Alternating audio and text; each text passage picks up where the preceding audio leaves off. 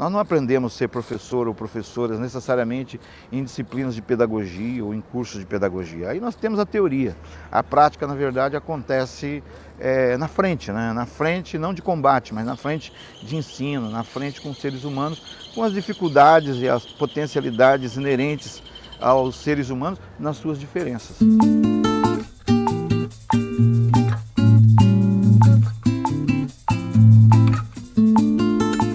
Eu não decidi ser professor. Eu, há pouco tempo, fiz a minha prova de professor titular e para isso precisava escrever um memorial, isto é, contar um pouco da própria vida, da própria trajetória. E eu começo o memorial dizendo isso, que eu deixei a vida me levar, segui o Zeca Pagodinho. Na realidade, quando eu terminei o segundo grau, final da década de 70, eu não tive estrutura na época, nem familiar, nem estrutura social, nem emocional para escolher um caminho com consciência. Eu fiz o curso que me era possível fazer lá em São Paulo, na época, eu me formei lá, e comecei a me dar conta do gosto por história e por cultura quando eu comecei a ler, mais ou menos nessa mesma época mesmo. Então, não tive um motivo especial de escolha. A descoberta de ser professor, a descoberta do campo, ela aconteceu com a própria experiência na universidade.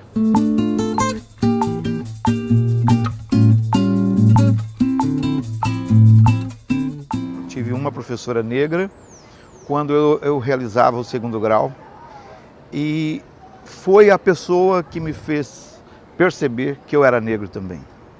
Era uma professora em São Paulo, segundo grau, que trabalhava na época com a disciplina de Organização Social e Política do Brasil. E uma vez, fora da sala de aula, conversávamos, ela, eu e outras pessoas, e ela falava sobre a situação do negro no Brasil, isso nos anos 80 ainda, nós estamos falando de 81, 82, e ela falava então, olha, no Brasil é assim, muitas vezes as pessoas são negras e não se veem como negras. Olha o Rivair, por exemplo, que é negro, aquilo para mim foi um choque que eu reagi internamente, procurei não demonstrar, mas para mim era a primeira vez que eu ouvia alguém dizer a minha condição, a minha identidade negra. Eu lecionei nessa universidade História da Idade Média. Durante esse tempo, cerca de 8 ou 9 anos, eu era um professor como outros professores. Alguns brincavam comigo dizendo que eu era uma avis rara. Essa avis rara, né? Portanto, uma ave rara, né? Alguém diferente dentro do meio. E eu entendia que essa ideia do avis rara tinha que ver com o fato de eu estudar medieval, né? Estudos medievais.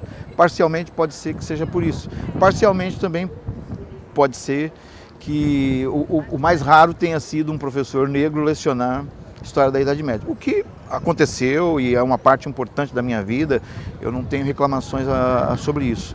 Mas a partir de um certo momento eu achei que era importante haver estudos medievais, um campo de estudos medievais, haver estudos de Idade Média no Brasil, como continuo achando que é, mas era importante também haver, num país como o nosso, com uma marca africana tão forte e não reconhecida, que era importante ter estudos africanos também aqui, consolidados, né, visíveis. E eu passei então gradualmente a me dedicar aos estudos africanos. Eu sinto então que a partir desse momento, que cerca de 10 anos para cá, essa identificação com um intelectual negro, com um professor negro, foi efetivamente acontecendo.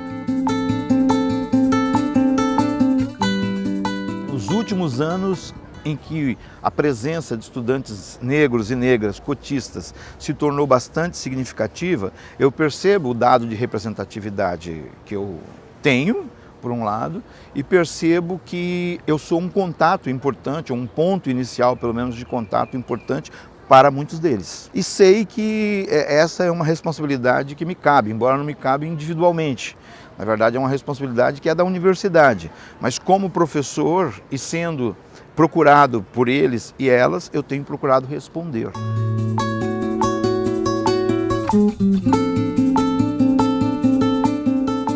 Eu lecionava numa escola de ensino fundamental na cidade Patriarca, em São Paulo, na Zona Leste, uma escola chamada Luiz Gonzaga, de Carvalho e Melo. E eu resolvi levar os meus alunos de quinta e sexta série para o Museu do Ipiranga. E levei, coisa que eu já não faria hoje, em ônibus como fiz, em trem, na cidade de São Paulo. Hoje eu vejo que foi um arroubo de juventude ter feito isso. Ao levá-los no Museu do Ipiranga, não teve nada de especial dentro do museu que tivesse podido chamar a atenção dos meus alunos.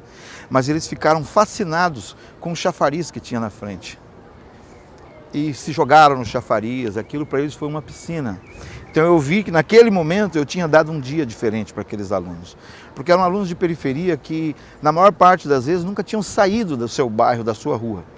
Aquele dia eu aprendi alguma coisa com eles. E ao vê-los no chafariz, aquelas crianças simples, pobres, como eu também era na época, eu entendi então que a vida não estava dentro do museu, a vida estava fora.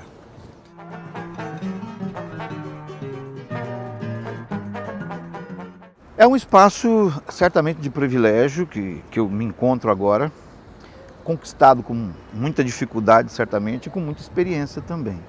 Eu falo muitas vezes brincando para os meus alunos da URGS que é fácil ser professor da URGS. Eu acho muito fácil ser professor da URGS. Acho que o grande desafio é ser professor de ensino fundamental, sobretudo das primeiras séries, onde você tem que trabalhar com estudantes que não reconhecem ainda naquele momento a importância do ensino, que não querem muitas vezes estar onde estão, ou que estão onde estão por outras razões que não necessariamente o aprendizado. Eles precisam ser efetivamente conquistados, eles precisam efetivamente ser sensibilizados e eles precisam necessariamente reconhecer a importância do ensino como forma de aquisição de conhecimento, de prestígio, de importância social.